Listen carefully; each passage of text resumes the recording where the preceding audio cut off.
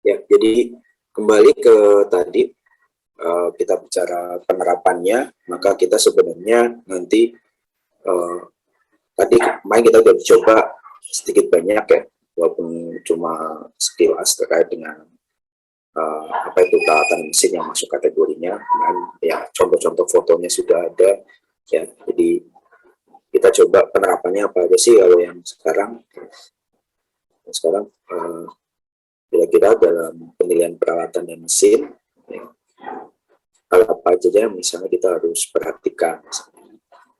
Jadi kita coba lihat secara umum ya dalam penerapan teknis.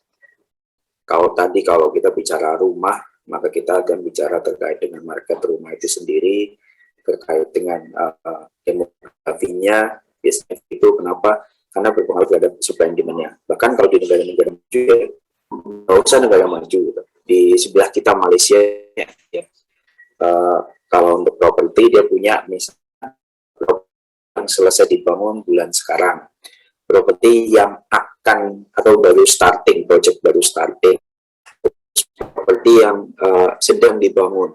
Jadi untuk residensial mereka punya, hotel mereka punya kayak gitu ya. Beberapa industri mereka punya seperti itu. Jadi ketika ada permintaan yang sifatnya shock ya, mereka akan tahu oh permintaan sekarang supply-nya sekian, mana rumahan yang dibangun sekian. Jadi mereka akan selesai projectnya di akhir tahun ini.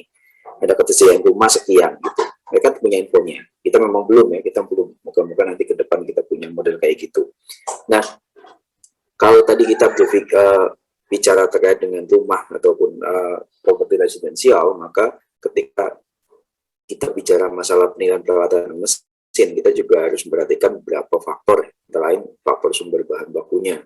Ya, kalau misalnya dia sifatnya part-partnya impor atau enggak ya.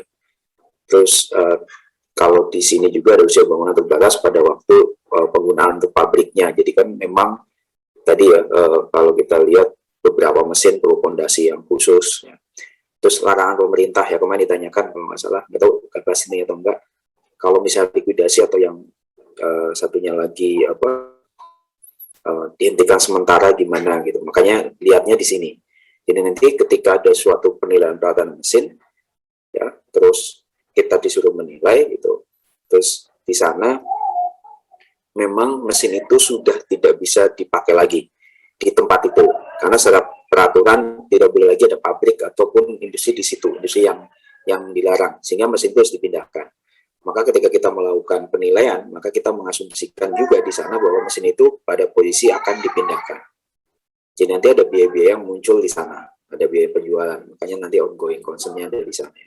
Terus ada potensi ekonomi terkait dengan aset yang dinilai. Ya tadi pasti ya kalau kita melihat bahwa ada mesin yang mangkrak, ya apakah potensi ekonominya apakah cuma sebagai bahan baku saja atau bisa dipretelin, ya dipretelin untuk bisa dipakai sebagai spare part mesin yang lain, jadi dual eceran misalnya. Contoh misalnya kalau mobil itu mobil sisa tabrakan misalnya, mungkin hancur secara mobil nggak bisa dijual ya tapi partnya mungkin bisa. Mungkin kalian bisa temukan di beberapa lini masa Facebook, kalau kalian ikut komunitas-komunitas tertentu, itu ada dijual part sisa mereka tabrakan, bagian depannya hancur, tapi part-part yang lain sebenarnya masih utuh. Dan itu bisa dijual per part. Ya, jadinya memang dalam model penilaian ini kita harus lihat tadi pasarannya. Ya memang sih kalau kita di sudut pandang BUMN nggak mungkin ya kita akan bilang bahwa ketika mobil kecelakaan atau apapun itu kita jual nanti kacanya saja, ininya saja misalnya. Karena nggak mungkin kita akan jual eceran. Dan itu juga bagian dari kita mengidentifikasi model penjualannya nanti seperti apa. Jadi potensi ekonomi di sini nggak memaksakan ya, tidak memaksakan bahwa ini harusnya lebih mahal kalau dijual eceran. Tapi mekanisme lelang dan sebagainya kemungkinan nggak bisa gitu. Jadi kita lihatnya yang wajar saja kalau dinilai. Jadi jangan memaksakan penilaiannya itu kalian nanti per part harga misalnya tadi ya kondisi misalnya kendaraan, oh kaca depan nggak hancur, kaca depan berapa sih dapat harga 5 sampai 6 juta misalnya. Maka kalian melakukan penilaian mungkin penilaiannya sekitar 3 juta misal gitu. Terus yang lain partnya dipilah-pilah satu-satu gitu. Jadi kalian ngasih nyari perbandingnya per part. Padahal kemungkinan penjualan lelangnya bukan per part, tapi satu gelondongan. Nah, itu akan menentukan kalian dalam melihat potensi ekonomi dari suatu aset. Jadi kalau misalnya kita menilai suatu aset per part maupun gelondongan biasanya akan berbeda. Jadi kita nggak harus kekeh bahwa ini harus per part, ini harus gelondongan. Itu kita lihat nanti ya seperti apa. Kayak kemarin misalnya contoh penjualan untuk mobil yang bea cukai yang baru-baru ini ya, awalnya mereka jual persatuan, ya persatuan, ternyata nggak banyak yang nggak laku ya. Pemain kalau nggak salah yang dijual baru ini adalah Kia, yang mobil Kia ya, jadi ternyata banyak yang nggak laku gitu. Hanya dijualnya borongan ya, semuanya 100 mobil atau berapa unit itu kemarin dalam satu bundling ya, karena mereka merasa ya kalau satu-satu berarti ya nanti jualannya kayak jual eceran, 1 laku, 2 laku, 3 laku, karena mekanisme lelang masih kayak gitu.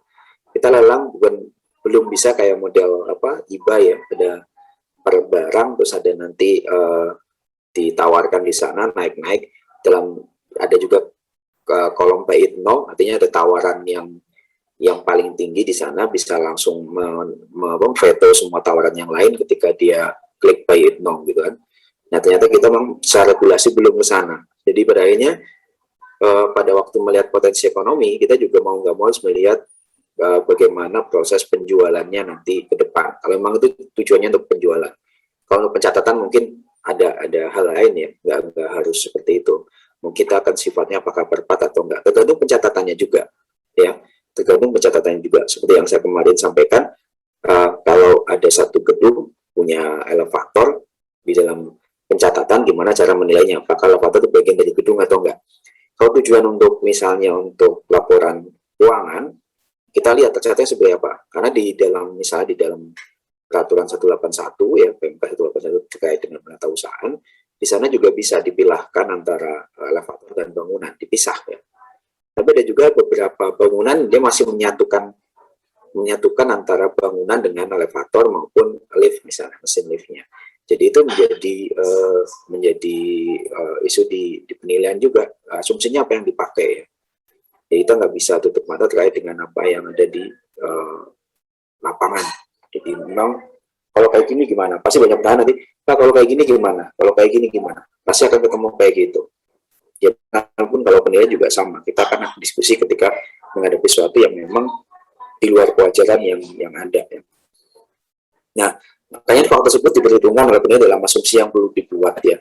Jadi kita harus memberikan itu dan menyatakan ya, disclose asumsinya apa nih ya, terkait dengan tadi adakah larangan, adakah potensi ekonominya seperti apa, terus dilihat di sana. Selanjutnya kita lihat yaitu terkait dengan faktor yang mungkin dipertimbangkan ya. Pertimbangan pasti ya, aset yang dinilai yaitu spesifikasi teknis asetnya, tidak yang melekat pada aset itu sendiri, sisa umur fisiknya. Nah, beberapa sisa umur fisik ini kadang ada yang unik ya, ada yang sifatnya tahun, ada sifatnya jumlah produksinya. Jadi dia melihatnya untuk sisa umur fisik ya, kalau kami dalam ini kan satunya berpengaruh pada penyusutan atau keusangan, kita lihat karena beberapa mesin malah ada ya dia nggak ada per tahunnya, tapi kira-kira berapa maksimal produksi dalam satu usia lifetime-nya si mesin ini, perkiraannya berapa. Misalnya ada satu mesin cetak dia itu bisa untuk produksi sampai dengan misalnya 5.000 rim misalnya ya, contoh ya 5.000 rim, maka penghitungan dari umur dia itu bukan dari tahun tapi berapa ribu rimnya, jadi nanti sisanya seperti itu. Nah, apakah setelah 5.000 mesin itu masih jalan? Biasanya masih jalan, tapi dia perlu overhaul ya, perlu mesin gitu ya. Sama mobil sebenarnya juga sama, mobil dalam jangkau kalau dari dominan pabrik itu sebenarnya mungkin punya jangka waktu misal 160.000 km ya. Setelah itu dia harus overhaul. Nah, ketika overhaul ini sebenarnya menambah masa juga karena dia kapitalisasi ya modelnya. Ya, perbaikan-perbaikan yang umum mungkin sebenarnya cuma untuk menjaga sampai dengan dia 160.000. Tapi kalau sudah lewat 160.000 km misalnya, dia harus overhaul untuk dapat menjalankan mesin itu normal lagi. Sama juga tadi mesin percetakan juga sama. Ya. Nah, kondisi aset yang tadi sebenarnya dalam jangka waktu misalnya untuk 5.000 ataupun 160.000 km, kondisi asetnya seperti apa? Ini kok kenapa langsung? Jadi itu juga berpengaruh. Kita lihat di sana terkait dengan maintenance-nya. Ya, riwayat maintenance seperti apa, diikuti apa enggak. Ya, nanti itu akan berpengaruh pada kira-kira apakah memang mesin ini masih optimal. Walaupun dia belum 5.000, tapi ternyata misalnya belum 5.000 eksemplar, misalnya atau dikirim, ternyata dia kondisinya jelek. Ya mungkin karena perawatan berkalanya nggak dilakukan. Jadi kadang kita juga harus melihat perawatan berkalanya seperti apa. Hanya kalau beli mobil, biasanya apa yang dilakukan kalau kita mau beli ya, ada histori perawatan nggak? Biasanya kalau mobil-mobil yang dirawat oleh bengkel resmi atau BRS gitu kan, dia akan lihat mekanik mana coba yang diperbaiki, komponen apa kita lihat. Nah itu mempengaruhi apa? Mempengaruhi harga yang kita tawarkan ya. Jadi walaupun misalnya mobil kilometernya rendah, cuma 70.000, satunya lagi 110 misalnya. Terus yang 70 nggak ada catatan maintenance-nya. Satunya yang 110, catatan maintenance-nya komplit. Ya kalau saya sebagai seorang penilai, kemungkinan malah akan memberikan nilai lebih untuk yang 110 km dengan catatan maintenance yang komplit daripada yang 70 km tapi catatan maintenance-nya nggak jelas. Misalnya tahun pemakaiannya sama, tahun pembuatannya sama mobilnya. Saya lebih untuk ke yang 110 dengan catatan yang bagus ya. Dari bengkel resmi misalnya itu seperti itu. Jadi memang tadi ya terkait kondisi fisik dan segala macam kita juga perhatikan yang lain. Terus jika aset tidak mempunyai nilai di lokasi pada tanggal 9, maka dengan biaya pembongkaran tadi ya. Jadi kalau misalnya asetnya dia nggak boleh lagi di situ di tempatnya ya, di tempatnya, maka kita akan memperhitungkan biaya pembongkaran dan pemindahannya.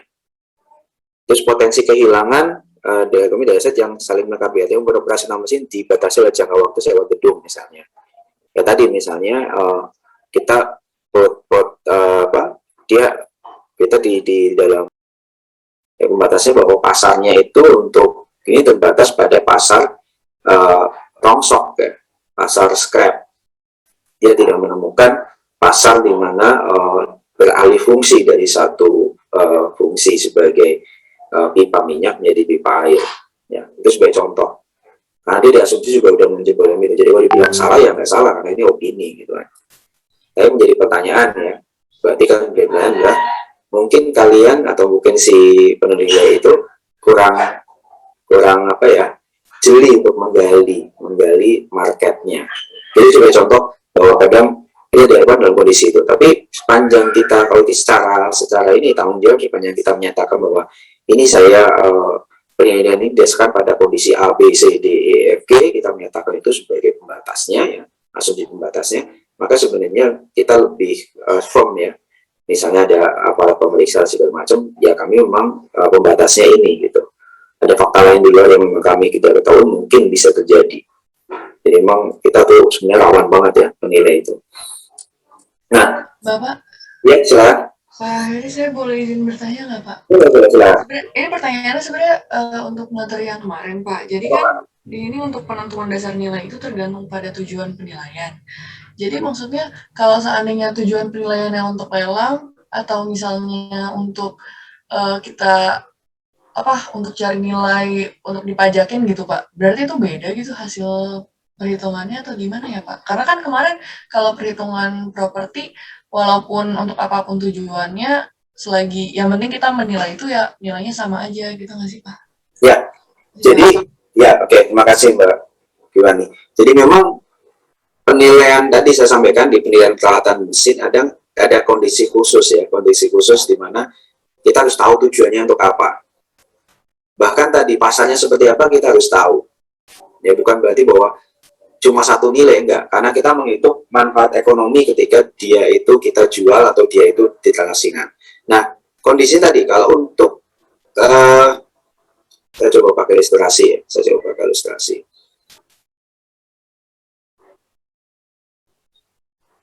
Oke. Ini sebagai contoh ya, kita bikin ilustrasi aja. Jadi suatu mesin dia butuh yang namanya biasanya konstruksi khusus untuk biasa ngasal aja bikin ini ya. Jadi ini anggap aja suatu pabrik gitu. Nah, makanya tadi penilaian mesin bisa aja tidak menghasilkan nilai wajar. Itu yang pertama, nilai pasar.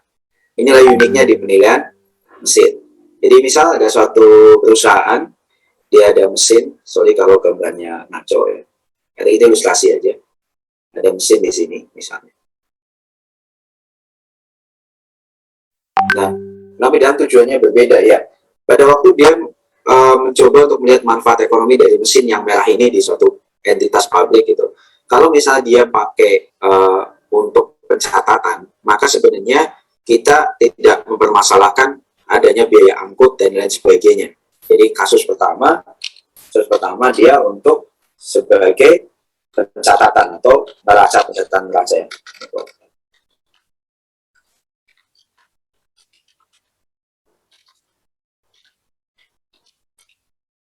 Yang B-nya kita jual. Ya. Jadi ketika perjalanan neraca tidak memperhitungkan bahwa kondisi in situ yang kemarin kita sampaikan tuh ya, bahwa dia ya memang akan tetap dipakai dalam satu tempat. Maka di tempatnya ini biasanya juga konstruksinya khusus nih, bangunan ini konstruksinya khusus untuk bisa menampung mesin ini. Jadi dia akan menilai mesin ini apa adanya, menilai bangunan ini apa adanya, mencatat sebagai neraca. Tapi ketika dia nilai jual dan kondisinya dia harus dipindahkan, ini akan lain lagi. Karena yang kita akan nilai adalah manfaat ekonomi dari mesin itu sendiri. Makanya diperbolehkan menggunakan nilai selain nilai pasar. Ya, jadi kita ada biaya-biaya penjualan yang dibilang ya. Nah, kita akan mengsertakan itu. Seandainya ini akan dipindahkan dari sini, kira-kira biayanya seperti apa. Dalam tanda kutip, nilai pasarnya kemungkinan akan sama. Tapi nilai yang disampaikan, opini yang disampaikan oleh penjual, dan pembatas atau asumsi dasarnya akan berbeda. Ya, karena yang pertama diasumsikan dia akan stay di sini untuk pencatatan neraca, hanya untuk neraca misalnya. Misalnya kita ada kebijakan revaluasi misalnya, tidak yang pertimbangan adanya untuk pemindahan dan sebagainya, tapi dia juga akan menilai ya apa adanya pada waktu pembeliannya dia berapa. Misalnya kalau kita pakai indexing, cuma pakai indexing aja jadi gitu misalnya. Yang kedua nggak seperti itu, karena kita harus melihat manfaat ekonomi ketika dipindahkan, karena nggak mau dia harus dipindahkan. Nah, ini uniknya di penilaian mesin dan peralatan, seandainya malah justru pabriknya yang dijual. Nah, keseluruhan pabrik yang dijual. Makanya konsepnya nanti apakah asumsi perusahaannya likuidasi, dihentikan sementara, ataukah malah mungkin maksudnya harus dipindahkan ya, misalnya likuidasi ataupun yang lain. Ya ini pembelian usahanya dari kayak gitu. Jadi konteks misalnya sama-sama kita beli perusahaannya, itu pun harus dilihat apakah dia juga melekat seperti ini atau memang harus dipindahkan juga. Maka mesin ini juga akan berlaku untuk A atau B. Sama juga tadi ya, ketika konsep penjualan, ya kita konsep penjualan, ada mesin misalnya partnya, ya tapi ini saya ada partnya macam-macam ya, misalnya ada, ini cuma ngarang aja ya, ini ada partnya kayak gini, cuma untuk ilustrasi aja. Ya ada mesin bisa partnya seperti ini ya. Nah, mesin partnya kayak gini gitu. Nah, yang saya sampaikan misalnya tadi contohnya ini ada lingkaran, ada segi 4, ada apa nih, belah ketupat. Ketika dijual satuan, apakah dia konsepnya dijual satuan ataukah konsepnya dijual secara gelondongan sebagai satu mesin berfungsi atau enggak, itu juga menghasilkan nilai yang berbeda. Makanya kita harus menyelidiki dulu biasanya penilai itu. Kira-kira pasar yang tersedia itu pasar sebagai part, ya, pasar sebagai part. Apakah pasar sebagai satu hal yang utuh? Karena mempengaruhi penilaian kita nanti nih. Kalau rumah kan nggak mungkin ya. Rumah tanah misalnya kita jual rumahnya saja terus tanahnya saja kan nggak mungkin. Pasti melekat. Gimana cara mindahin rumah? Kan nggak bisa kan? Benar nggak? Menilai apartemen, ruangan apartemen. Memang kita bisa memindahkan ruangan itu ke tempat lain. Konsepnya adalah melekat di sana. Kalau mesin ternyata nggak seperti itu. Mesin bisa berpindah. Jadi itu kenapa kita ketika menilai peralatan mesin, kita harus tahu ya secara teknis lingkungan, ada lingkungan ekonomi segala macam, untuk tata cara penjualan seperti apa, karena ini berpengaruh kita melakukan penilaian. Jadi jangan ngotot ketika misalnya ada penilaian mobil yang habis kecelakaan, kita ngotot per part kayak gini. Jadi lingkarannya harga berapa kita nilai, segi 4-nya harga berapa kita nilai, belah ketupat berapa kita nilai, bukan nilai sebagai satu kendaraan yang rusak, karena itu beda. Biasanya lebih lebih murah kalau menjadi dinilai satu kendaraan yang rusak. Jadi kalau kita sebagai pemerintah biasanya sifatnya gelondongan, nggak satuan kayak gini, kayak eceran. Mungkin kalau dia sifatnya dia itu penjual retail ya, atau mungkin saya sebagai pemilik kendaraan yang tadi kecelakaan, saya jual per part dengan jangka waktu tertentu juga, nggak mungkin akan satu kaligus saya jual. Pasti ini yang orang yang laku duluan, ada yang nyari ini lingkaran saya jual, ada sekitar saya jual, belah ketupat saya jual. Jadi seperti itu. Jadi memang ini konteksnya agak berbeda ya. Kalau rumah simpel karena nggak mungkin dipindahkan dari tanahnya. Artinya kalau dipindahkan pun biasanya hancur ya. Karena nanti mungkin ada konsep ke depan ada rumah yang kita kan sering lihat ya sekarang konsep rumah yang bisa pindah ya. Dia bisa dipindahkan ya. Model rumah yang sifatnya portable. Artinya bukan portable apa ya, rumah-rumah yang kalau lihat di beberapa penemuan tuh ternyata rumah ada yang bisa dipindahkan dari satu tempat ke tempat lain. Nah itu mungkin kita akan bicara hal yang lain lagi kalau kondisinya seperti itu.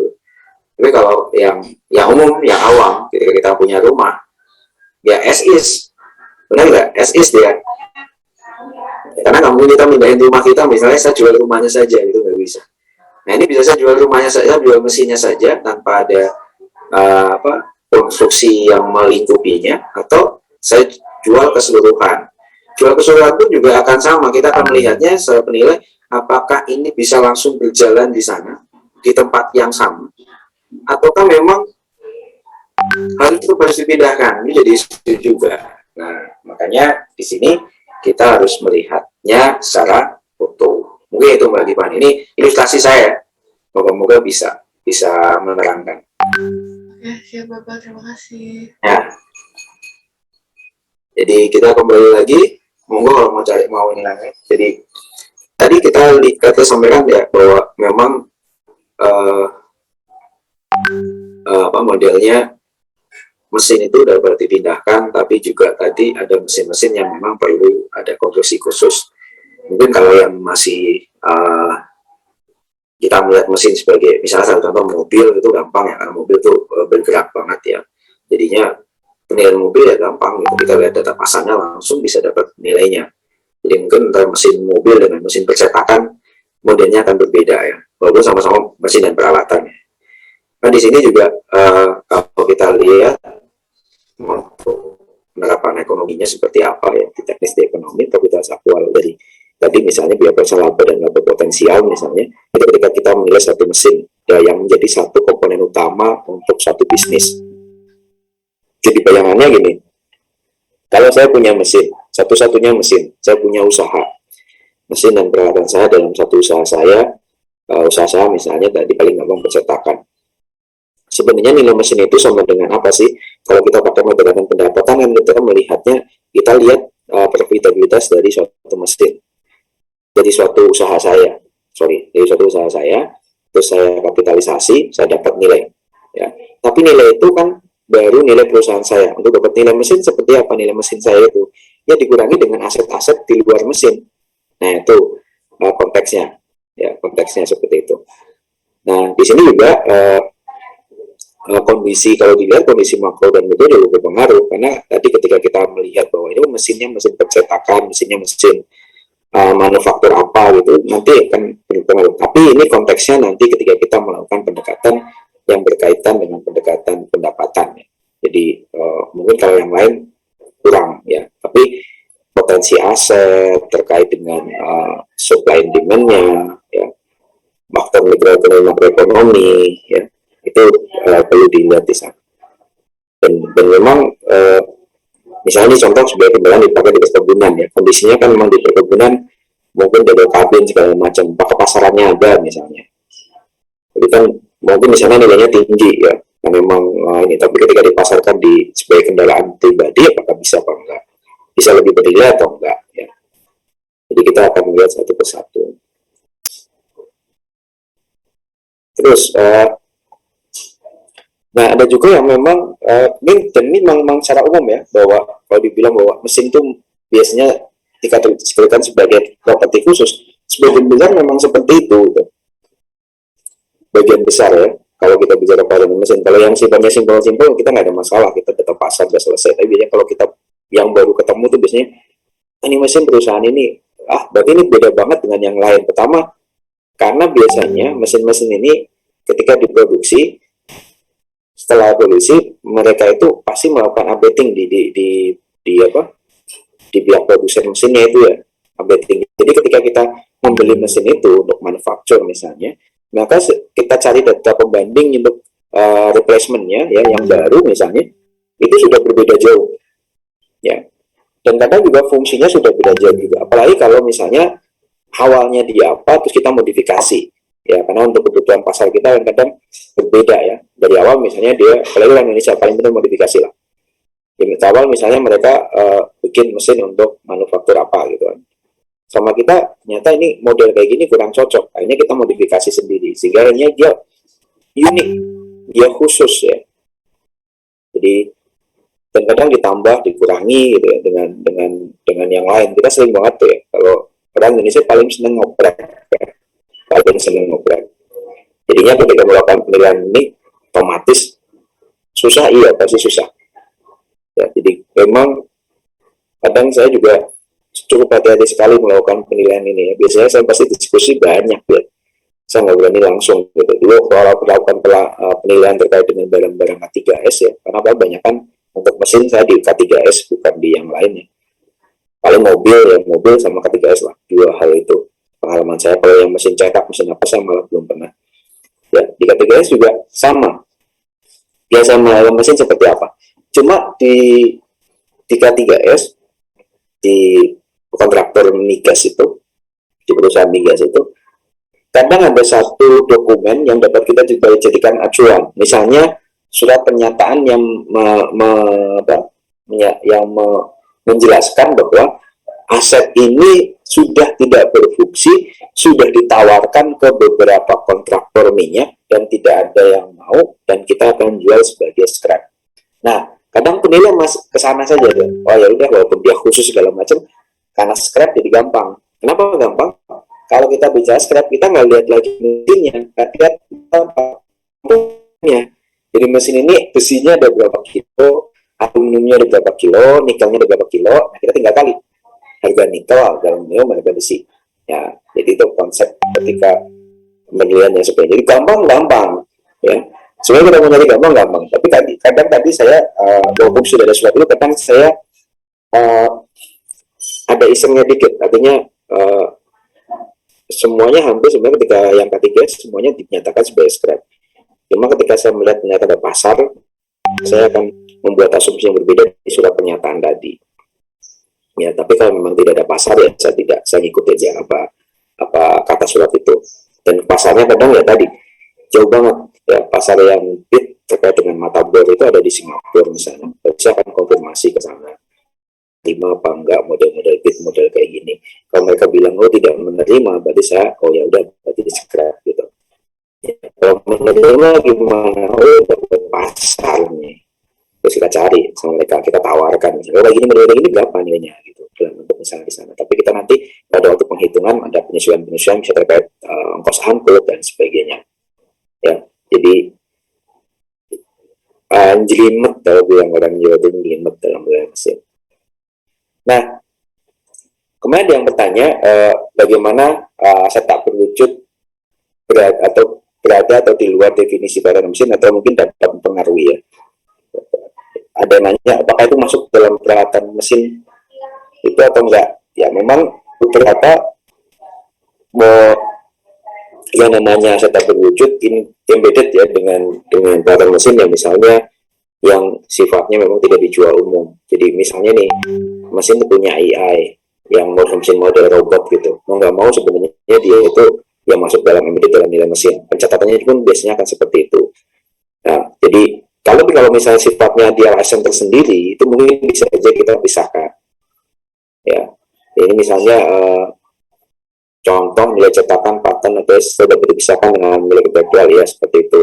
Jadi misalnya dia punya paten dalam mesin cetak yang punya nilai tersendiri dan tercatat, ya ada masalah gitu. Tapi tadi ketika kita membeli mesin itu dengan cetakan yang seperti itu, apakah memang boleh kita copy saja atau enggak, itu hal lain. Jadi kita harus teliti juga kan. Peralatan lunak ya, operasi dan teknis asik dan paten adalah contoh stability dapat menguasai peralatan mesin. Nah, ini tergantung pada waktu transaksinya seperti apa. Nah, tadi bilang embedded apa enggak. Kalau nggak embedded ya memang terpisah, tapi embedded ya masuk ke dalam situ ya, karena memang berpengaruh ya. Mesin itu nggak berjalan tanpa adanya operating system yang ada. Ya biasanya kalau dia modelnya model robotik, ya perlu ya license-nya juga bawa gitu. Semacam kayak kita mobil walaupun dibilang mobil nggak ada ECU, namanya ECU kan. Jadi dia semacam satu software yang mengatur gimana kapan mulai kipas nyala, kapan mulai suatu turbo itu nyala dalam mobil. Yaitu perangkat lunak yang memang sebenarnya sudah masuk embedded terhadap nilai suatu mobil, dan biasanya ditanyakan juga gitu. Ini udah termasuk ini enggak? Kalau yang kita tahu ya dari penilaian mesin, ini udah ada ininya, udah pernah di map apa belum dan sebagainya. Ya di map katanya kita limiter untuk speednya misalnya satunya kita otak-atik misalnya, itu juga berpengaruh ya. Walaupun sifatnya bukan fisik ya, sifatnya cuma dalam tanda kutip ngakalin software yang ada di dalamnya. Jadi setiap mobil biasanya ada limiter untuk speed misalnya. Misalnya mobil dikasih limiter yang balap apa misalnya. Dan kalau di sini jangan balap, mungkin CR-V dan segala macam lah yang sifatnya SUV misalnya.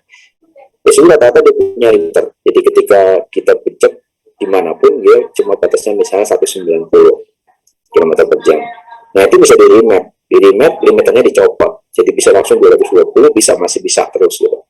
Jadi rata-rata mobil itu untuk safety dia punya limiter. Nah itu kan juga satu hal yang satu ini perangkat lunak sebenarnya ya. Dan jadi ketika remap mungkin harus mengeluarkan biaya lebih. Tapi untuk secara umum apakah remap itu bernilai itu enggak? Ya tergantung. Kalau saya memang secara konsumen, kalau secara umum misalnya dia bukan tukang ngebut, mungkin remap nggak ada artinya. Biayanya mahal ya remap, mungkin sampai berapa juta gitu untuk melakukan remapping atas suatu mobil misalnya. Jadi akan nggak terlalu berpengaruh gitu. Tapi untuk pasar yang lain ya, di pasar komunitas itu mungkin akan beda lagi gitu. Jadi memang unik. Jadi kita lihat pasarnya baru kita bisa menentukan apa yang saya perlu include dalam perhitungan saya, mana yang nggak perlu include dalam perhitungan saya. Ya, itu kita bicara peralatan dan mesin. Nah ini juga ketika ditanya apakah masuk apa enggak, kita coba lihat kasus jual belinya seperti apa, included, embedded atau enggak. Ya, kalau dia punya license tersendiri, semisal kalau kita beli server, ya, beli server untuk database. License database itu beda lagi, bisa misalnya. Tapi bisa pakai license yang sifatnya open source nggak? Bisa. Ya kita misalnya beli server database, misalnya. Kita mau pakai database-nya Oracle. Nah kita beli license Oracle terpisah dari mesin server itu sendiri. Ya. Terus kita bisa pakai yang sifatnya terpisah, atau mungkin yang sifatnya open source yang gratisan, misalnya pakai Cockroach, DB Cockroach misalnya. Itu open source, diambil ya boleh kita, tapi pengaruh server ya mungkin nggak terlalu gitu kan, karena memang open source. Nah ketika misalnya kita mau jual server itu sendiri, mau sekaligus include license-nya apa enggak? Jarang sih kalau nggak include ya, pasti biasanya include. Nah ngapain kita punya license tapi nggak punya hardware-nya, nggak punya servernya, database misalnya. Jadi ini kalau dibilang kapan dia masuk, kapan dia enggak dalam satu perhitungan, itu memang kita harus tahu. Tapi yang jelas ya, memang serta wujud memang di luar definisi mesin dan peralatan, tapi dia sangat berpengaruh terhadap mesin dan peralatan itu sendiri. Ya, dia embedded apa enggak? Kalau embedded berarti kita harus lakukan penilaian sendiri sebagai bagian dari sana. Penyesuaiannya mungkin akan di sana nanti. Jadi kalau kita jual server yang license sama unlicensed, pasti kan beda kan? Benar enggak? Kita punya server license database-nya untuk Oracle, satunya lagi pakai Cockroach misalnya. yang nggak ada license-nya, satunya lagi nggak ada license-nya. Kita jual sama-sama. Kita menilainya gimana? Ya pasti kita memperhitungkan nilai aset tak berwujud tadi yang berupa license. Yang satunya mungkin kita nggak perhitungkan. Pasti ada perbedaan dari opini yang kita buat. Itu sebagai contoh dalam penggunaan atau mungkin penilaian aset tak berwujud dalam penilaian peralatan mesin. Nah, tadi kita lihat, nah ternyata juga terkait dengan biaya penyewaan dan sebagainya juga sama, kan juga kita harus perhatikan ya. Aset tidak dapat dijual tanpa dinilai terlebih dahulu. Jelas ya, nggak mungkin enggak. Maka tergantung tujuan penilaian. Ketika dalam sewa dapat nilai terpisah dari aset lainnya atau nilai jalan terpisah. Ini sebagai informasi dan kesempatan terkait dalam sewa pembiayaan. Jadi kita harus memberikan skills bahwa nilai ini tidak terkait atau tidak input terkait dengan sewa yang sedang berjalan. Artinya kita nilainya 10.000 misalnya, tapi dia sebenarnya punya kewajiban sekian. Ya silakan kita berikan opini 10.000, tapi kita juga melakukan disclose bahwa dia punya kewajiban pembiayaan. Ya, jadi dia kalau mau beli ya dilunasi dulu, gitu intinya. Jadi kalau biasanya ini kalau di dalam pelelangan tuh biasanya kita lihat bahwa harga lelang ini tidak termasuk biaya-biaya yang lain misalnya. Tapi kita sampaikan juga gitu. Jadi kita bisa berikan seperti itu. Ya, jadi kita berikan informasi, jangan langsung seperti ini. Dia properti juga nanti akan sama.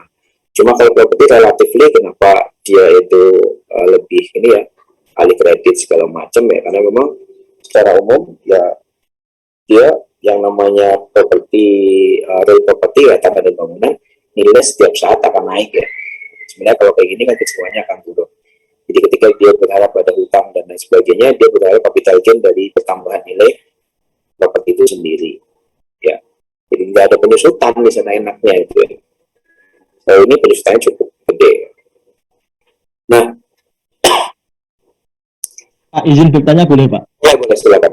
Tadi kan Bapak di awal-awal kan bahas tentang mobil tadi ya Pak. Nah, saya tuh sering lihat di marketplace atau Facebook itu biasanya kok mobil yang misalnya ini kan baru beli ya Pak, terus mendadak dijual gitu kok nilainya kok turun banyak ya Pak. Padahal kan penyusutannya itu seharusnya kan masih kecil ya Pak, terus kerusakannya juga masih kecil. Kenapa kok nilainya kok tiba-tiba susutnya tuh terlampau banyak daripada mobil yang sudah menaun gitu Pak. Terima kasih Pak. Jadi gini, kalau orang beli mobil baru sebentar terus dijual, ya ada semacam pasti ada pertanyaan dari kita biasanya, kenapa kok baru dijual gitu kan? Nah, kecurigaan itu yang sebenarnya menjadi isu utama. Salah satunya menjadi isu utama adalah kenapa dijual? Pasti ada permasalahan. Itu kita membuat suatu judgement ya, kenapa nilainya langsung turun jauh gitu. Yang kedua, pasarnya udah langsung beda. Ketika baru, dia pasar mobil baru buat dari ini. Tapi ketika dia langsung setelah dibeli langsung dijual, dia udah masuknya ke pasar mobil bekas, bukan pasar mobil baru lagi. Ya, jadi secara supply and demand terhadap mobil baru dan mobil lama itu kan pasti beda ya. Jadi ada semacam karena kan ketika kita punya ini, kita punya systematic information. Banyak pertanyaan ketika ada mobil baru tapi dijual, itu ada pertanyaan-pertanyaan di sana. Nah, salah satunya terwakili dengan penawaran nilainya. Ya, penawaran nilainya jadi kita lebih rendah daripada kalau kita langsung beli di dealer. Ya nggak usah itu aja. Coba beli aja mobil baru, habis itu cuma keluar bengkel langsung dijual lagi, pasti langsung turun jauh.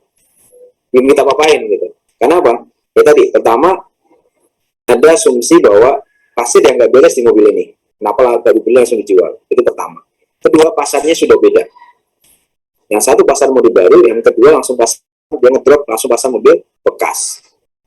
Pasar mobil bekas melalui mekanisme pasar. Yang 1 tahun mobil itu berapa? Berarti kalau yang ini 0 tahun itu berapa? Jadi bukan melihatnya mobil baru lagi, dia udah masuk ke pasar mobil bekas. Ya, jadi memang kenapa turun besar itu karena ada ekspektasi yang sifatnya negatif ya dari suatu mobil yang kita beli nggak langsung dari dealernya. Walaupun kita bisa menjelaskan ini, tapi tetap aja biasanya nggak bisa gitu. Karena apa? Pasti ada asymmetric information di sana. Kenapa dijual? Oh, saya cuma karena BU gitu. Nah, kalau BU itu langsung ini lagi apa? Berarti di sana ada supply yang demand itu mungkin nggak terlalu, karena orang mungkin daripada saya beli yang bekas, kalau yang punya uang punya uang banyak nih, daripada saya beli yang bekas, mending saya beli yang baru.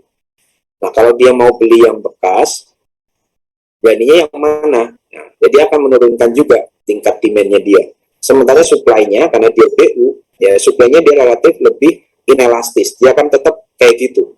Demand-nya lebih elastik, karena dia punya kekuatan untuk menawar dan tidak menawar. Untuk masuk ke market dan tidak masuk ke market. Punya pilihan untuk beli baru atau beli lama. Kalau dia punya kemampuan, dia akan lebih baik beli baru daripada beli lama.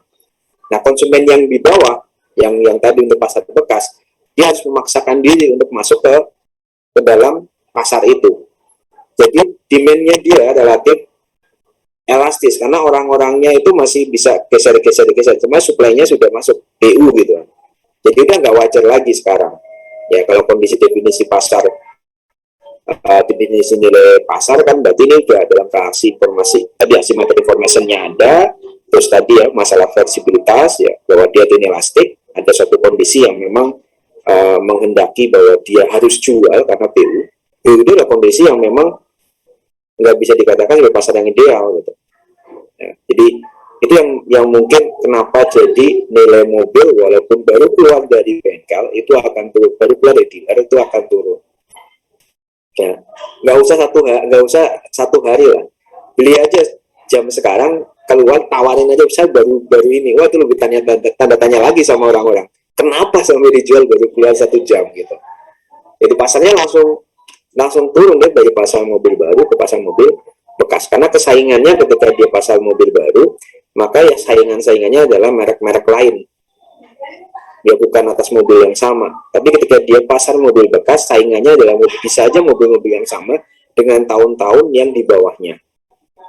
Beda ya. Jadi supply-nya juga beda nih. Supply-nya juga beda. Jadi ketika kita bicara mobil baru, maka saingannya itu apa? Ya mobil-mobil baru yang lain. Benar nggak? Karena misalnya kita beli Kijang Innova misalnya. Saingannya apa? MPV yang lain, pilihannya banyak gitu misalnya ya. Yang lain-lain terkait MPV. Kita beli model Pajero, saingannya apa? Saingannya mungkin ada Fortuner, ada mungkin Santa Fe, ada mungkin yang lain ya. Tapi ketika dia dijual bekas, sebenarnya marketnya berubah. Jadi orang yang akan beli ini lebih cenderung karena dia nggak memilih lagi merek, dia akan nyari Santa Fe, tinggal ketersediaan uangnya berapa. Dia fokus di tahun dan kondisi. Ya mungkin dengan tahun kondisi yang mempertimbangkan. Jadi pasarnya lebih mengerucut lagi, yang mengerucut lagi ke pasar mobil bekas dan biasanya kalau itu udah dia jarang. Ya mungkin merek ya bisa dipertimbangkan, tapi pilihan yang lain pun ada, tahun pembuatan ya atau usia mobilnya misalnya paling gampang ya, terus fitur-fiturnya segala macam. Jadi langsung pasarnya pindah gitu mas. Kalau data ekonomi jelasinnya gitu, pasarnya dia langsung pindah nih. Makanya ketika pasarnya pindah, supply demand-nya beda lagi. Ya, supply demand-nya beda lagi. Beda kalau kita bicara mobil baru. Jadi itu mungkin penjelasan ekonominya seperti itu. Kalau dari penjelasan secara penilaiannya, nah kemungkinan adanya asymmetric information karena penjual tahu banget barang yang dijual, pembeli tidak tahu barang yang dijual, sehingga ada kecurigaan dari pembeli kenapa dijual setelah baru beli. Ya, kalau secara ini. Jadi kalau secara personal saya bilang, ya kalau misalnya ada barang baru 1 jam baru dijual lagi, pasti ada tanda tanya, kenapa dijual lagi? Ada sesuatu yang mengecewakan dah. Nah, karena defect itu juga bisa melekat bahwa kita udah pakai ketika bagaimanapun ada melekat ke satu mesin tertentu, satu kondisi tertentu itu bisa. Jadi penjelasan panjangnya sebenarnya gitu mas ya. Siap Pak, terima kasih Pak. Ya, terima kasih. Pertanyaannya bagus nih, pertanyaan bagus. Karena saya sering juga mendapat pertanyaan seperti itu, kenapa gitu. Kalau saya sebagai orang ekonomi dari jamnya, marketnya udah beda. Ya. marketnya udah cukup beda. Kalau ekonomi kayak gitu penilaian. Kalau dari penilaian ya karena tadi ada asumsi, ada asymmetric information di sana. Oke, kita lanjut ya. Kalian kalau mau tanya langsung aja nggak apa-apa ya. Jadi kalau tadi kita bicara masalah sewa operasi ya, bahwa pihak kita akan karena manfaat. Jadi ketika ada sewa kita harus nyatakan di sana. Nah kita juga akan melihat berapa bagian dari si pihak ketiga atas sewa mesin tadi ya. Jadi sama juga kalau kita menjual rumah yang masih disewakan, itu kan kadang kita akan memberikan diskon khusus, benar nggak? Pak ini masih disewakan setahun lagi Pak gitu. Ya kita sebagai pemilik baru nggak bisa langsung kalian pindah karena saya udah beli, nggak boleh karena kita melanggar haknya dia. Secara hukum haknya dia dilindungi ya, sudah penyewa dan sudah membayar sewanya dia dilindungi. Jadi kita walaupun juga pemilik baru tidak jual beli tidak menegasikan atau memveto nilai sewanya kan sebenarnya dia udah memenuhi kewajibannya ya. Itu sama juga ketika kita mesin seperti itu.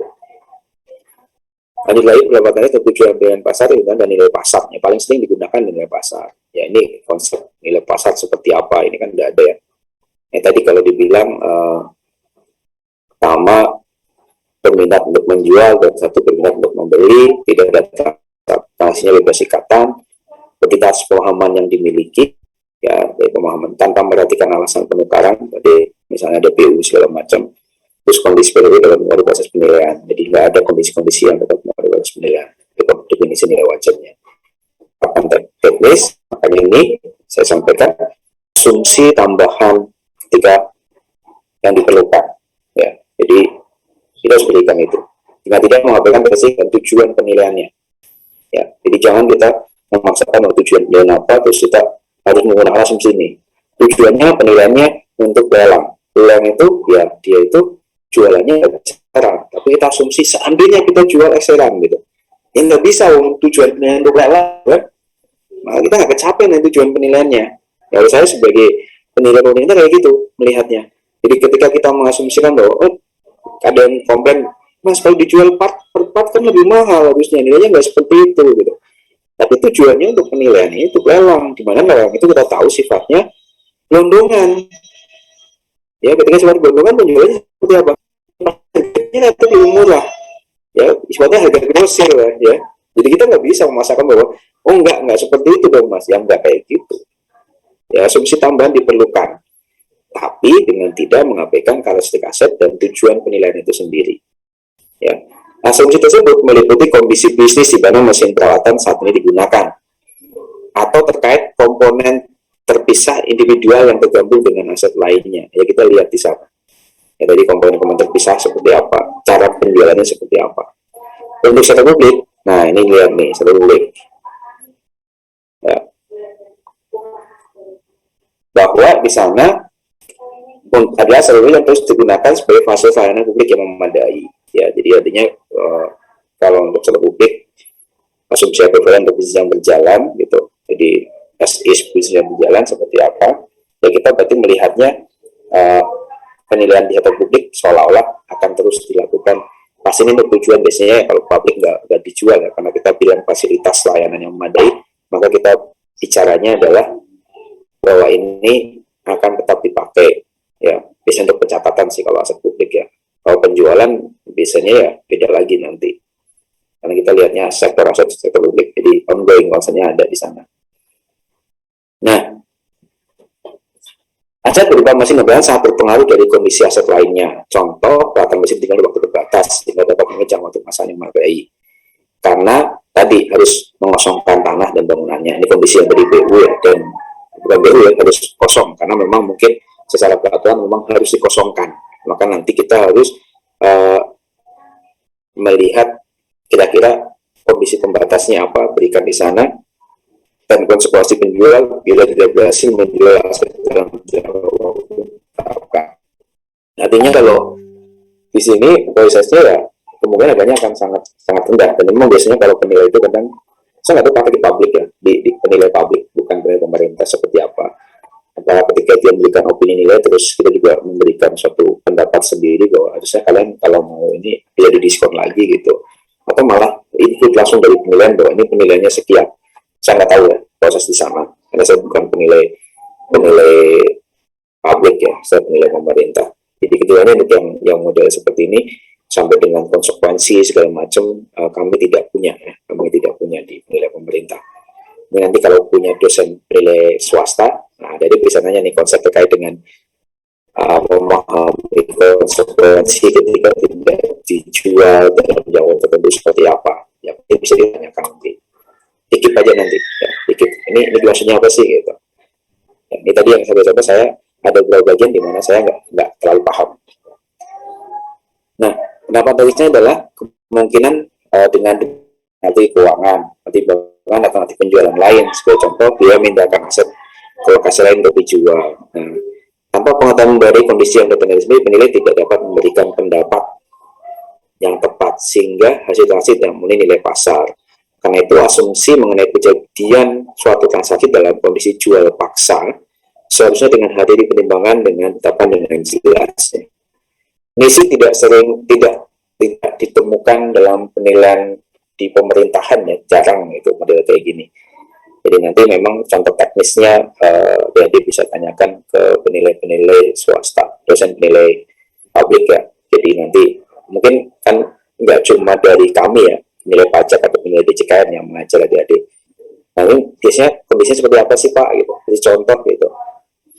Jadi ya menurut saya sih memang harusnya seperti itu. Jadi ketika kita memberikan suatu asumsi terkait dengan nilai jual paksa, sebenarnya kan sudah keluar dari nilai pasar itu sendiri, benar nggak? Karena kan tadi tidak ada paksaan ya, modelnya ya tidak ada kondisi khusus ya.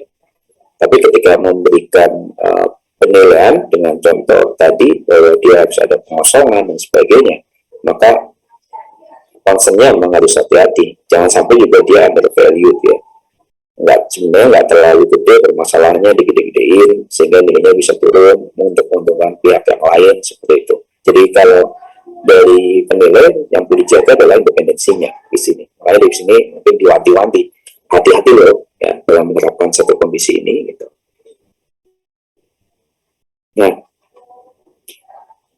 Nah dalam penilaian lagi di sini pendekatan yang dapat digunakan adalah pendekatan untuk mengestimasi nilai pasar yang gimana pun memang harus menggunakan nilai pasar ya. Cuma dalam kondisi tertentu saja. Nah kondisi tertentu tadi ditetapkan dengan sangat hati-hati. Ketika pendekatan data pasar menghasilkan estimasi melalui perbandingan transaksi penawaran ya dari mesin peralatan identik atau sebanding. Jika ada perbedaan dilakukan penyesuaian. Ini kita bicara masalah umum nilai pasar seperti ini.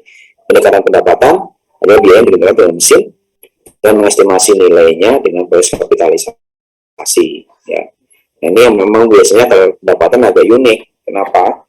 Karena kita misalnya satu perusahaan ada 5 mesin gitu kan, ada 5 mesin gitu, terus menghasilkan laba.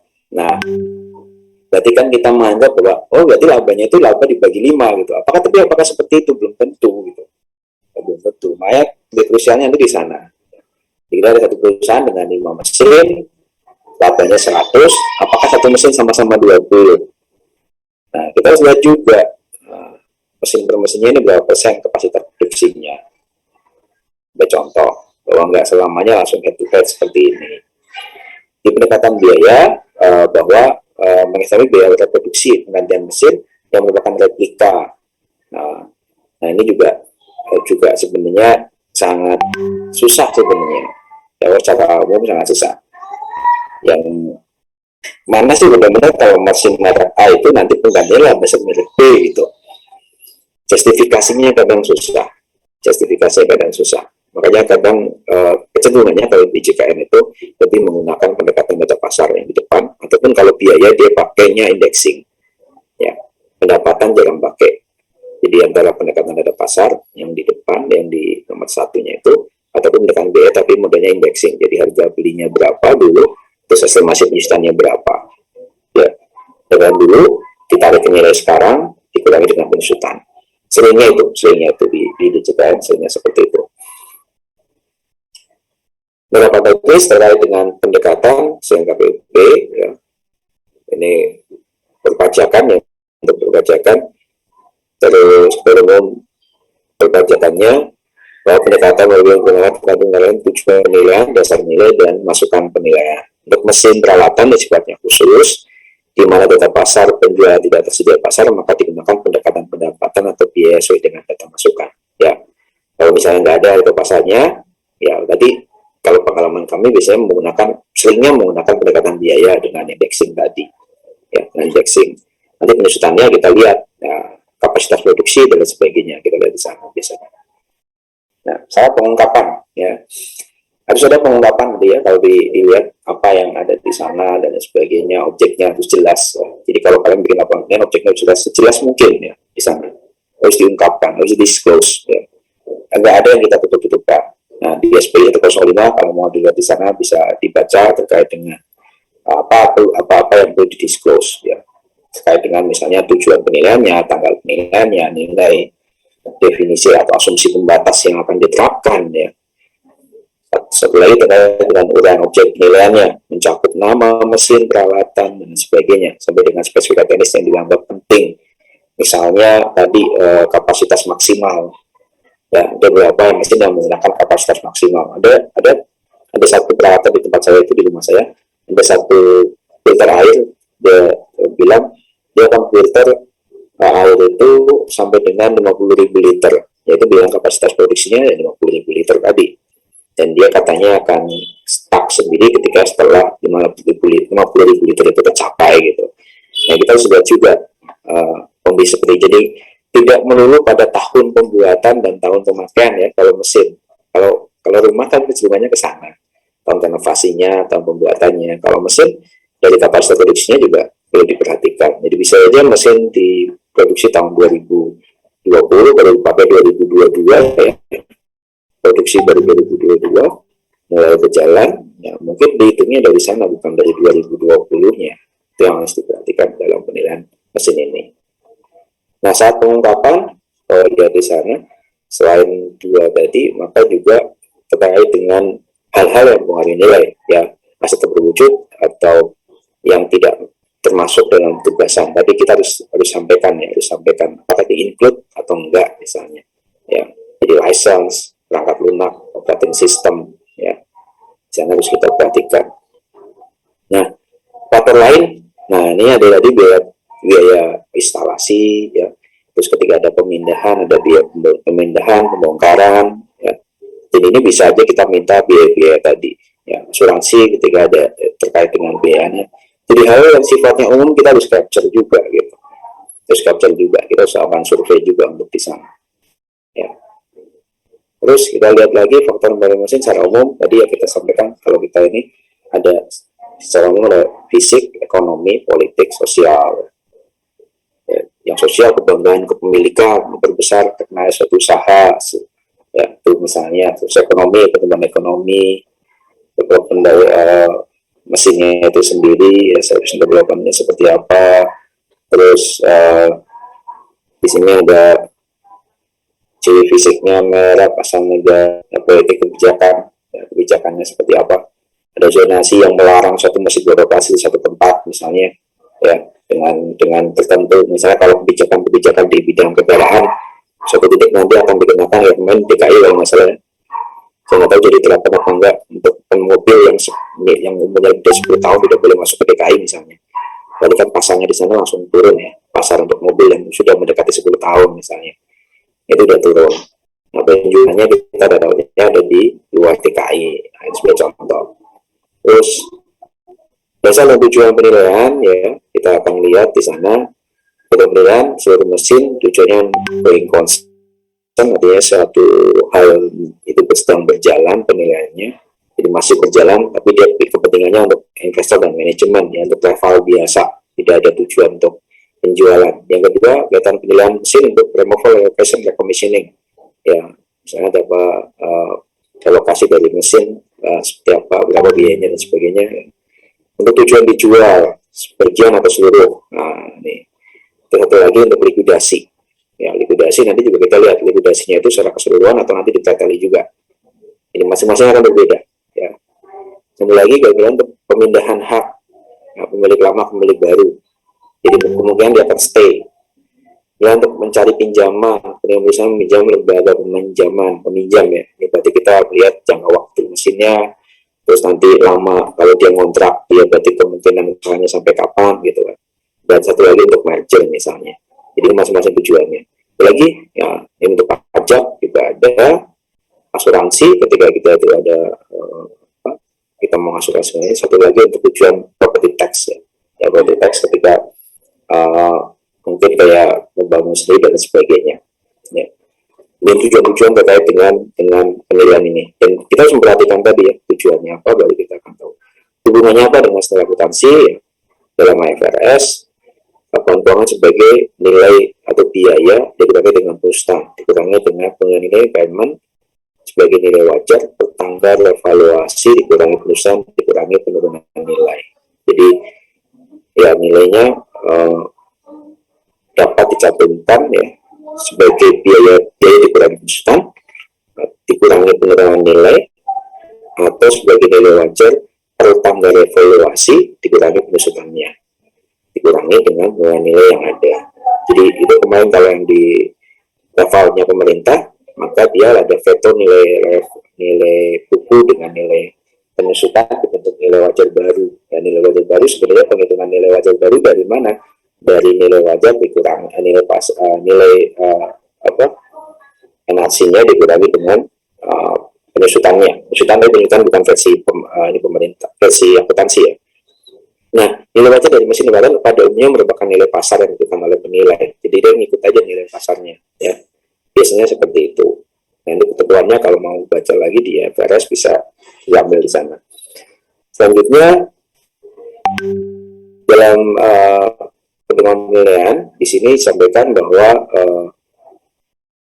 penilaian diperlukan sesuai dengan level dan PSAK ya. Bahwa pendekatan penilaian adalah sesuai digunakan suatu penilaian untuk tujuan pelaporan dapat berbeda dengan untuk tujuan lain ya, berbeda. Jadi dapat diasumsikan berbeda. Jadi nilai pasarnya nanti ya memang diperbolehkan bukan nilai pasar, nilai wajarnya diperbolehkan untuk sedikit berbeda dengan nilai pasarnya ya. Perbedaan itu harus dinyatakan jika nilai tujuan yang berbeda dilaporkan.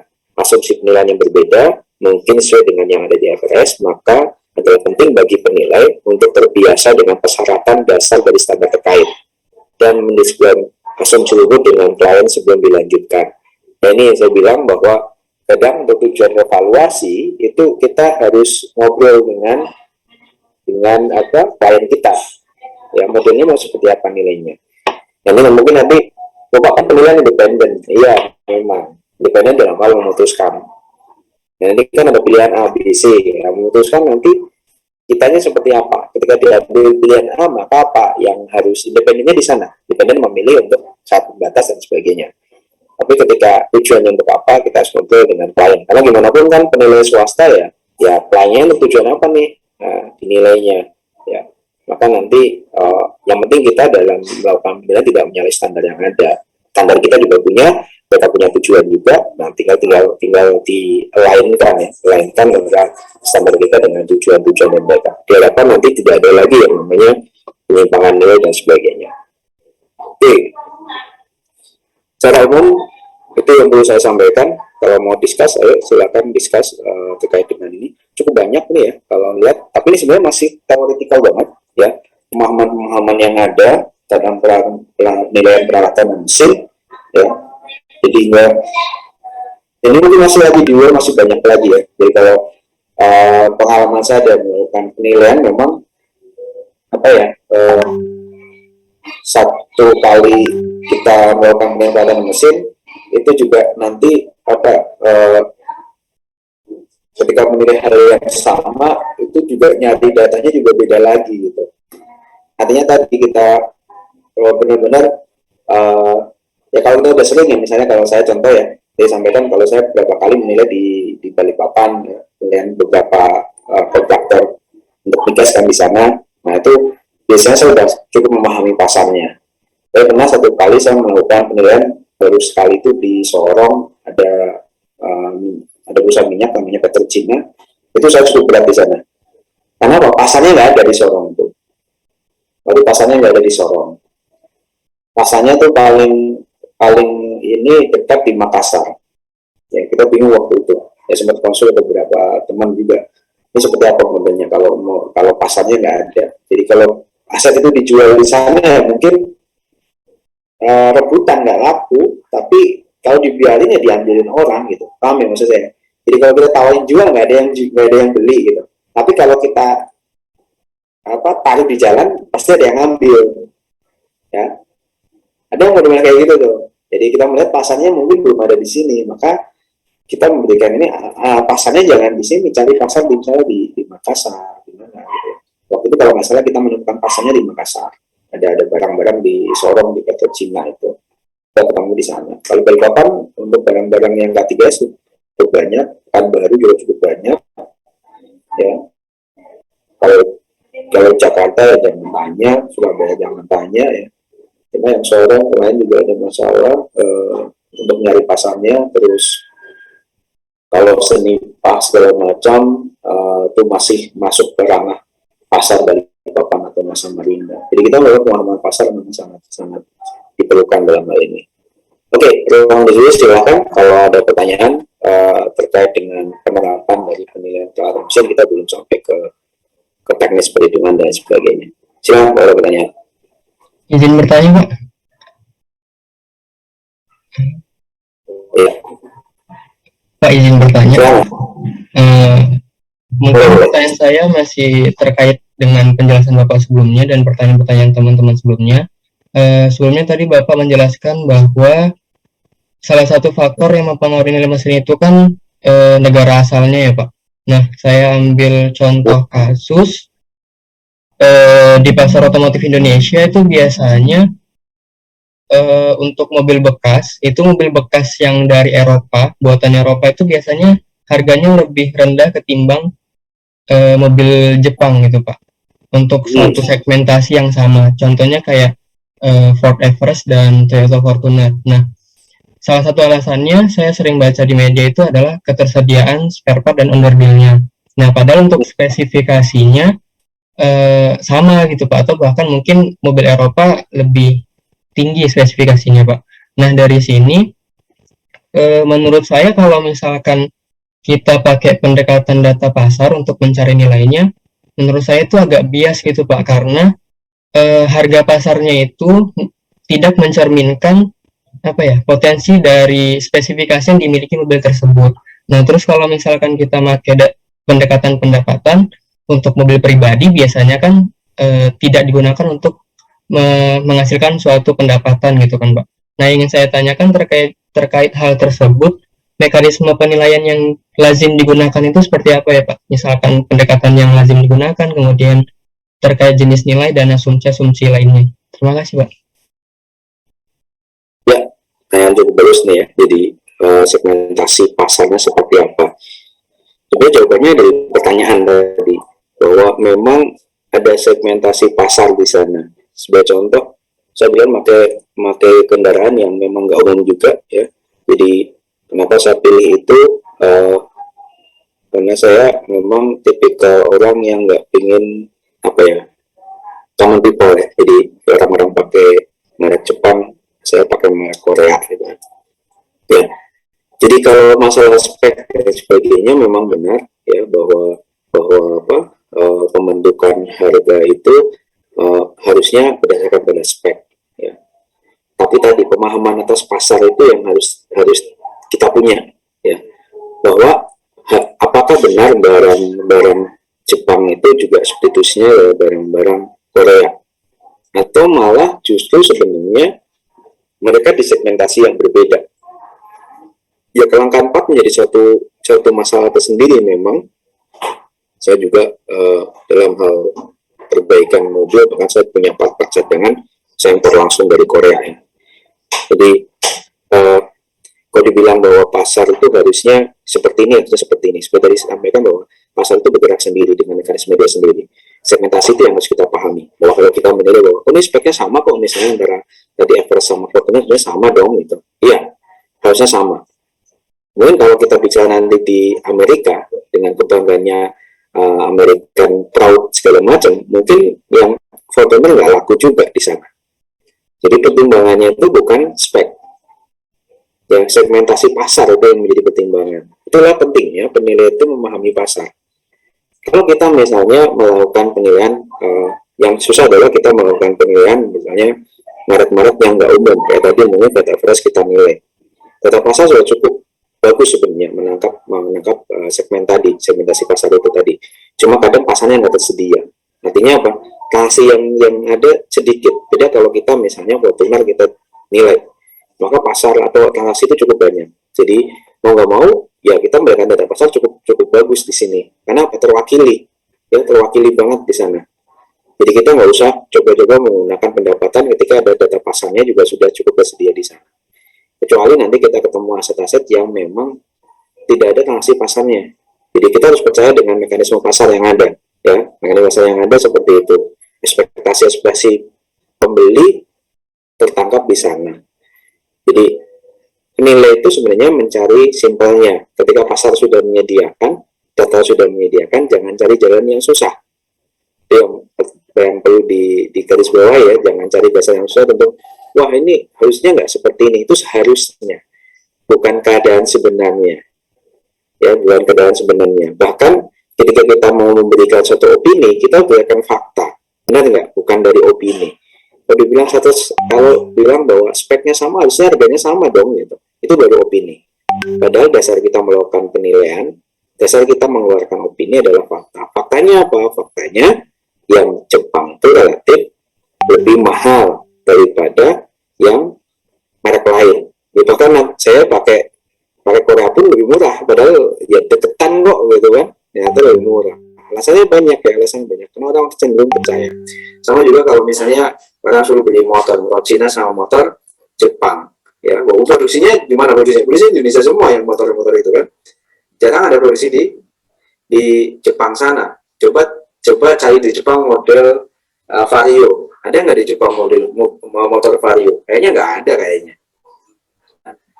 Jadi untuk Jepang setahu saya itu R&D-nya pun di Indonesia. Kayak Yamaha, kalau Yamaha kayaknya ada di luar tapi bukan Indonesia. Untuk yang Honda Jepang ya, Yamaha bukan di walaupun Jepang tapi bukan R&D-nya kan bukan di sini.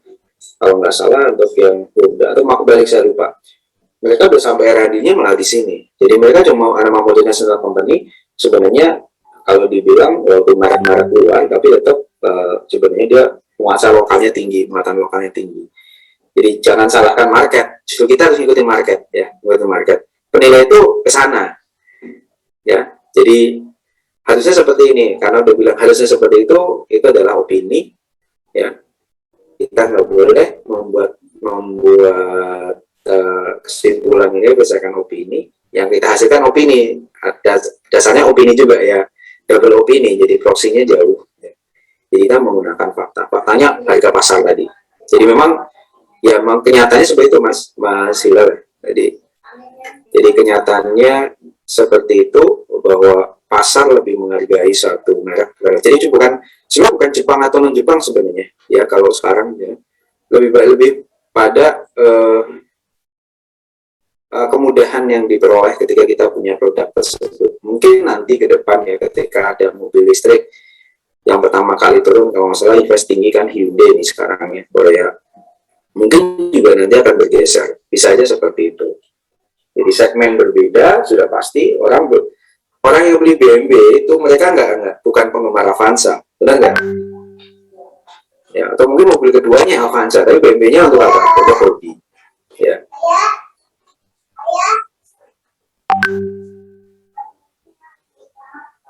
Ya, jadi memang perlu jadi kita ngikutin pasar ya Mas. Bukan pasar yang ngikutin kita, ya. Mungkin itu saja singkatnya. Oke, yang lain, kita masih cukup banyak waktu nih ya. Silahkan. Oke. Saya Pak, mau izin bertanya. Boleh Mas. Juga, Mas siapa? Tadi Mas Leo. Silakan Mas Leo. Ya, ini sebenarnya pertanyaan saya cuma pengen tahu aja sih Pak. Kalau semisal mesin-mesin heritage gitu masih bisa dinilai nggak sih Pak? Kayak contohnya mesin pencetak uang di zaman Belanda kayak gitu loh Pak. Kan soalnya juga kalau dinilai dengan pendekatan data pasar kan juga nggak memungkinkan gitu kan Pak. Ya, ini pertanyaan sama juga pada waktu saya ngadepin eh, dari pusat arsip kalau nggak salah. Ini sama-sama sebenarnya. Waktu itu pusat arsip pernah mau mengadakan sayembara siapa yang menemukan super smart. Terus mereka nanya ke saya, ingat banget saya itu. Saya dipanggil, saya ingat banget. Pak Eri, gimana cara menilai super smart gitu. Padahal dia cuma sepotong kertas. Sama juga ketika pertanyaan adalah, ini adalah ada mesin pencetak uang zaman lama. Pada dasarnya dia sudah tidak berfungsi. Kalau berfungsi sekarang teknologi udah jauh banget gitu. Karena yang kita nilai sebenarnya bukan ini pencetak uangnya itu sendiri secara fungsional, tapi nilai historisnya yang kita nilai. Dan sampai saat ini sebenarnya kalau kita untuk penilaian nilai historis, saya sendiri belum pernah melakukan itu ya. Karena kita nggak mungkin lagi sebagai menggunakan data pasar ataupun apa gitu. Pendekatan nilai historis memang agak susah ya.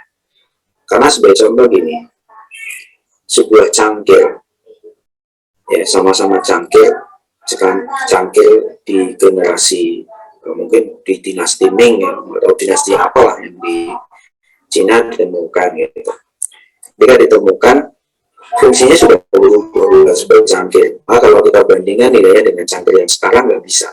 Karena fungsinya itu sudah menjadi barang yang sifatnya heritage, yang sifatnya collectible item mungkin malahan kalau bahasa ininya. Jadi itu nggak bisa. Makanya pendekatan yang mengarah pada cangkir, yang mengarah pada mesin, yang mengarah pada kertas, itu tidak bisa dipakai. Ya, yang dipakai apa? Ya kemungkinan coba lihat dokumen-dokumen yang serupa yang dijual di luar negeri yang punya nilai yang hampir sama mendekati nilai tadi. Jadi lelang-lelang yang ada. Jadi dia pendekatannya pendekatan data pasar, tapi bukan sebagai fungsi yang sebenarnya. Ya, ya kita nggak bisa bilang bahwa ya itu kan semua cuma berapa lembar kertas saja. Ya, terus yang ini berapa kertas HVS-nya berapa ini. Nah, fungsinya udah beda.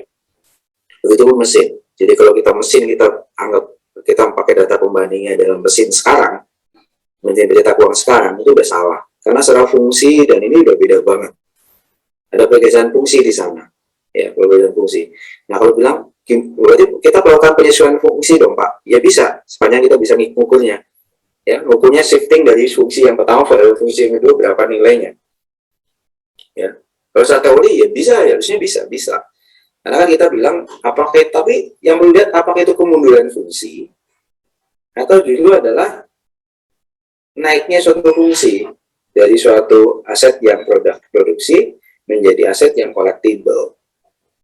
Nah, itu memang jadi persoalan kita bareng-bareng nanti di perlakuan penilaian. Karena terus terang saya belum pernah melakukan penilaian aset historis. Mungkin nanti kita coba nanya ke teman yang mungkin satu saat saya mendatangin satu ahli ya. Moga-moga nanti saya ingin ada dosen sit-in di kelas saya akan cari cara untuk mungkin juga dosen stand juga ya yang pernah gitu melakukan penilaian ini saya coba tanyakan ke beliau ketika penilaian aset historis seperti apa sih. Kan ditanyakan tadi Mas Leo memang tadi kita lebih ke nilai historikal bukan lagi menggunakan pendekatan biaya pendapatan maupun data pasar ya. Karena fungsinya udah shifting, udah bergerak beda. Tadi cangkir sama-sama cangkir, harusnya untuk alat minum. Ketika dia cangkir dinasti Ming atau dinasti apa gitu kan, ketika kita pakai sekarang dia bukan alat minum. Wah, keren banget kalau minumnya itu pakai cangkir dinasti Ming gitu kan. Nah itu yang harus di garis bawah itu bahwa salah fungsi itu bergeser. Nah, kalau kita mau tanya, ya tinggal shifting fungsinya positif atau negatif. Nah, kalau tadi misalnya percetaknya ternyata dijualnya rongsokan, ya mungkin shiftingnya malah negatif. Dia fungsinya cuma sebagai rongsokan, ya bukan sebagai collectible, maka dijualnya sebagai besi tua. Jadi kita harus bisa mengcapture tadi. Tapi kalau dia memang disimpan di dalam museum, udah beda lagi, ya udah masuk ke dalam collectible. Ya, jadi gitu Mas Rio. Makasih pertanyaannya. Ya, baik Pak. Terima kasih Pak. Ya, ini pertanyaan bagus-bagus banget. Jadi adik-adik ya. Beberapa saya bisa jawab, beberapa mungkin saya masih harus confirm lagi. Oke, yang lain silakan. Nah, kalau nggak ada, berarti kalian tugasnya menyiapkan pertanyaan-pertanyaan untuk nanti saya lagi saya share lah, saya baru ngupload materi-materi yang ini yang apa akan kita bahas ke depan. Saya pakai punyanya teman-teman pajak sebenarnya. Nanti ada kalau di peta jalan saya perlu tambahan dan saya tambahkan untuk materi-materi yang lain. Tapi yang saya upload adalah yang teman pajak karena mereka yang kemarin membahas masalah KRS RPS-nya teman-teman. Belajar bukan di Dospo, jadi sifatnya given sekarang ya. Kalau kemarin saya Dospo-nya, jadi saya ini materinya A, materinya B gitu kan. Kita yang ngatur. Kalau sekarang saya tinggal ngikut apa kata teman-teman yang koordinator saja. Oke, kalau ada pertanyaan mungkin sampai di sini pertemuan kita. Saya coba yang belum absen, saya cek di portal. Ada Mas Afan, ada nggak Mas Afan? Yang belum absen di portal? Hadir Pak, Mas, susah jaringannya. apa? Mbak Masih, Pak. Gifani, ada tadi nanya ya. Terus Irensi, Hadir Pak. oke, oke. Mbak Irensi, Mas Jos, datang nggak Mas Jos? Hadir Pak. Oke. Ya cuma absen yang belum absen di sini. Mas Hilal tadi udah hadir, Hadir nanya. Pak. Terus Mbak Nabila, Hadir Pak. ada? Ada Pak. Terus Mbak Dinda, Hadir Pak. oke. Terus Mas Ubek, Hadir Pak. oke. Jadi semuanya hadir.